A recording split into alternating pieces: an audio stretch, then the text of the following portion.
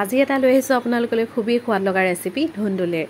ধুন্দুলি কাৰ কাৰ প্ৰিয় আৰু যিসকলৰ প্ৰিয় নহয় সেইসকলে এনেধৰণে বনাই খাই চাবচোন। মোৰ অৱশ্যে বৰ প্ৰিয় নহয়, সেয়েহে এনেধৰণে জুতি ল'বলৈ চেষ্টা কৰোঁ। ধুন্দুলি আচলতে এটা গোন্ধ আছে, সেই গোন্ধটোৰ কাৰণে খাই ভাল নাপায় হয়নে?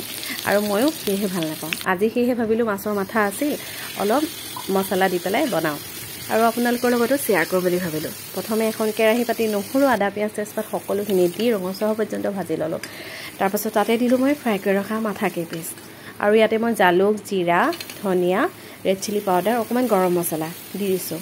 এই ৰেচিপিটোত অকণমান মছলা দিলে খাবলৈ টেষ্টি হয়, সেয়েহে অকণ মছলা দিছোঁ, যিহেতু এটা গোন্ধ আছে ধুন্দুলিটোৰ সেয়েহে। তাৰপাছত মই তাতে দি দিলোঁ কুটি ৰখা ধুন্দুলিখিনি। তাৰপাছত জোখমতে নিমখ আৰু হালধি দি ঢাকোন দি দিলোঁ। অলপ সময় ঢকাৰ পাছত মই ইয়াতে গৰম পানী অকণ দি দিলোঁ সিজিবৰ বাবে। তাৰপাছত পুনৰ ঢাকি দিলোঁ আৰু অকণমান সময়ৰ পাছত চাইছোঁ চাওক ধুনীয়াকৈ উতলি আছে।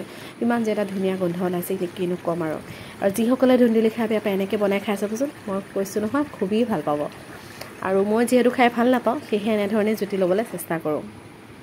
আৰু এয়া আজি আমাৰ দুপৰীয়া সাজত ধুনীয়াকৈ মই বনোৱা ধুন্দুলিৰ ৰেচিপি ৰেডি হৈ গ'ল।